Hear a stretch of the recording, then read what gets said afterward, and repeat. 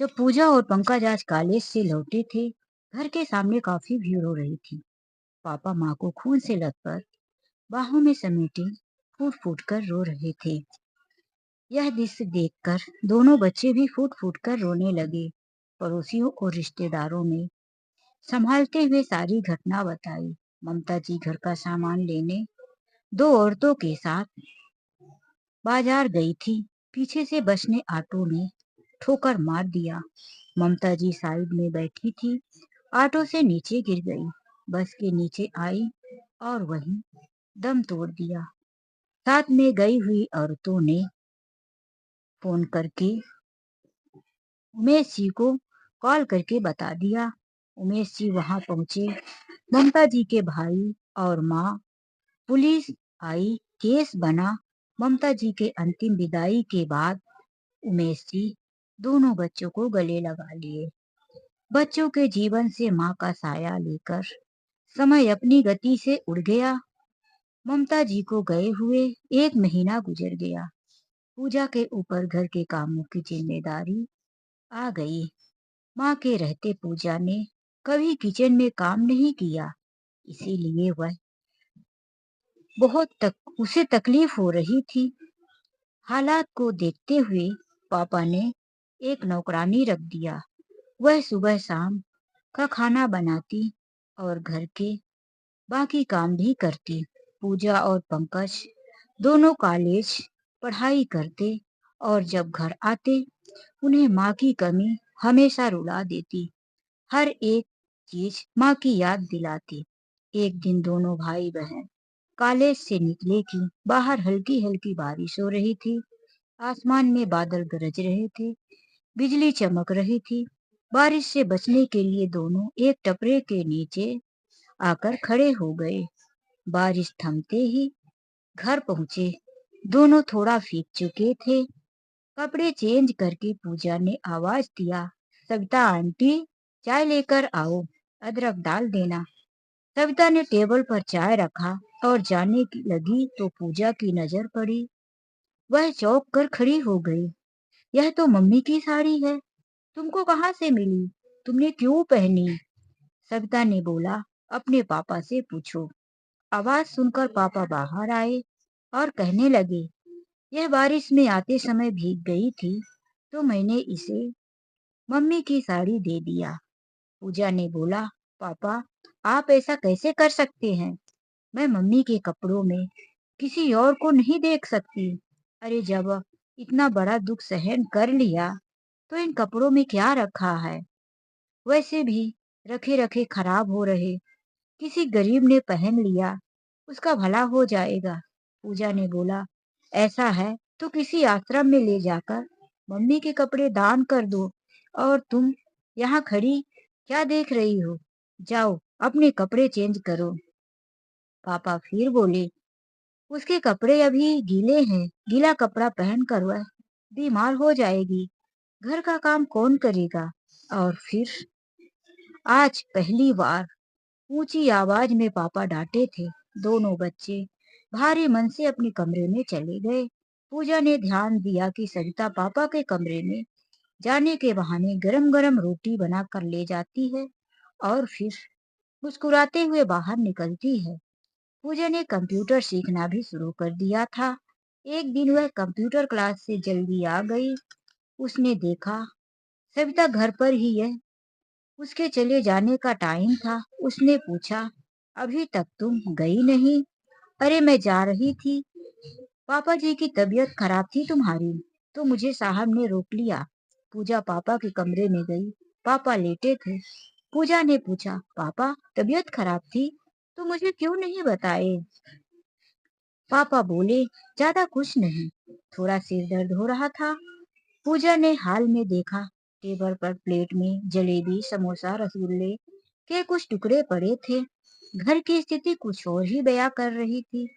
उसने कुछ नहीं बोला, लेकिन जब पंकज आया तो पूजा ने अपने भाई से सब कुछ बता दिया। दोनों के मन में शंका पैदा हो रही थी। एक दिन किचन में सविता माँ की साड़ी, माँ के चमड़े का चप्पल पहने हुए खाना बना रही थी तो पूजा ने गुस्से से आकर उससे बोला, चमड़े का चप्पल पहनकर किचन में खाना बना रही है। माँ कभी यह चप्पल पहनकर किचन में नहीं जाती थी। बाहर उतार के आ। तब चप्पल उतार कर आई। पूजा की नजर उसके पायल पर पड़ी। ये तो माँ की पायल है। पूजा ने गुस्से में पूछा, तुम्हें माँ की महंगी साड़ी, चप्पल और पायल कहाँ से मिली? तभी पापा कमरे से बाहर आकर सफाई देने लगे। माँ का कमरा साफ करवा रहा था। अलमारी से नीचे गिर गया। कोई दूसरा होता तो चुरा कर ले जाता। उसने तो बता दिया, मैंने ही दे दिया। तुमको भी इन चीजों की क्या जरूरत है? तुम तो साड़ी पहनती नहीं हो। पापा की बात सुनकर पूजा ने कहा, तुम रात को मत आया करो, मैं खाना बना लूंगी। पापा ने डांटते हुए कहा, तुम अपनी पढ़ाई में ध्यान दो, घर के काम कैसे करोगी? पापा ने आज फिर उसकी वजह से डांटा। पूजा रोते हुए अपने भाई से कहने लगी, इसे निकालना होगा भैया। पहले माँ के सारे जेवर पापा की चोरी में लॉकअप में रखवा दो। दोनों भाई बहन मिलकर ऐसा ही किया। पूजा का मन पढ़ाई में नहीं लग रहा था। उसने अपनी नानी को चिट्ठी भेज दिया। नानी और मामा को घर पर आए। पापा देखकर चौंक गए। मम्मी जी आप? हाँ बेटा, बच्चों को 6 महीने हो गए, देखी नहीं, और उनकी परीक्षा भी नजदीक आ गई है, इसीलिए मैं आ गई। पूजा का मामा कल यहाँ से चला जाएगा। परीक्षा तक रुक गई। अब सविता का शाम को आना बंद हो गया। पापा रात को देर तक घर नहीं आते। बच्चों ने पूछा तो कह दिए, ऑफिस में काम रहता है। अभी परीक्षा खत्म होते ही नानी चली गई। कंप्यूटर क्लास पूजा का चालू था। एक दिन पूजा कंप्यूटर क्लास से लौट रही थी। उसने देखा मार्केट में पापा की कार खड़ी थी। तभी सविता मम्मी की नई साड़ी, जेवर, मम्मी की चप्पल पहनकर कार में बैठ गई। पूजा घबराई हुई घर गई और सब कुछ अपने भाई को बता दिया। फिर उन लोगों ने अलमारी चेक किया तो कुछ नकली गहने पड़े थे, वही बॉक्स में नहीं थे। पूजा ने कहा, अच्छा हुआ हमने असली जेवर लॉकअप में रखवा दिए थे, नकली ही उनके हाथ लगे। फिर पूजा रोते हुए कहती है, भैया अब हमारा क्या होगा? क्या यह औरत हमारी माँ की जगह ले लेगी? भैया मैं तो उसके साथ नहीं रहूंगी, मामा या मासी के घर चली जाऊंगी। पंकज ने कहा, मुझे छोड़कर जाएगी, मेरा क्या होगा? तो क्या करे? पूजा ने पूछा। पंकज ने कहा, हम दोनों अलग से कमरा ले लेंगे और नौकरी करेंगे। पूजा ने बोला, यह बात नानी, मामा, मामी, बुआ सबको बता दे क्या? पंकज ने बोला, नहीं, मैं ही कुछ करता हूँ।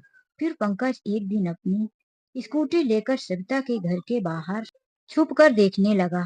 सविता घर पर अपने बच्चों को उसी के घर से लाया हुआ खाना देकर उसके पति के जाने के बाद उसकी मम्मी की नई साड़ी पहनकर घर से निकली और दूर खड़ी हुई पापा की कार में जाकर बैठ गई। पंकज ने पीछा किया तो कार एक होटल के पास आकर रुकी और दोनों होटल के ऊपर के कमरे में चले गए। पंकज ने होटल के कमरे का नंबर भी पता कर लिया। पंकज जल्दी से स्कूटी लेकर सविता के घर आया। उसके बच्चों से पूछा, तुम्हारे पापा कहाँ काम करते हैं? मेरे यहाँ काम के लिए बुलाने आया हूँ, बच्चों ने बताया। पंकज उधर पहुंच गया। वह ठेला लेकर जा ही रहा था। पंकज स्कूटी सामने लगा दिया और बोला, तुम सविता के पति हो? उसने बोला, तुम कैसे जानते हो मुझे बाबू? पंकज बोला, जहाँ तुम्हारी पत्नी काम करती है, मैं वही पड़ोस में रहता हूँ। तुम्हारी पत्नी इस वक्त कहाँ है, तुम्हें पता है क्या? सविता का पति बोला, हाँ, वह एक साहब के यहाँ खाना बनाने गई है। पंकज बोला, वह झूठ बोल रही है, अभी एक साहब की कार में बैठकर होटल में गई है। तुम मेरे साथ स्कूटी में बैठो। सविता का पति गुस्से में बोला, लुच्ची मुझे धोखा दे रही है, आज तो उसकी खैर नहीं। वह और भी गंदी गंदी गालियां देने लगा। पंकज होटल में जाकर बोला, तुम मेरा नाम मत बताना, होटल के अंदर 18 नंबर कमरे में जाओ, सब पता चल जाएगा। पंकज छुप के इंतजार ही कर रहा था कि तभी कुछ देर के बाद सविता का पति उसे घसीटते हुए नीचे लेकर आया। देखते ही देखते भीड़ जमा हो गई। पुलिस आ गई। लेडीज पुलिस ने सविता को पकड़कर एक थप्पड़ मारा। दो पुलिस ऊपर से पापा को लेकर आए। पापा की हालात देखकर लग रहा था कि ऊपर से धुलाई हुई है। पापा को जब नीचे खड़ा किया तो वह भागकर कार में जाने लगे। पुलिस वाले ने वहीं एक खींचकर थप्पड़ दे दिया। सविता का पति बोला, ऐसा है, भागता कहाँ है? तूने मेरी औरत की इज्जत लूटी है। मैं तुझे छोड़ूंगा नहीं। पापा बोले, तेरी औरत की मर्जी से हुआ है, मैंने कोई जबरदस्ती नहीं किया। सविता का पति बोला, तूने ही मेरी औरत को फंसाया है। पापा किसी तरह से वहां से भागकर कार में बैठे और निकल गए।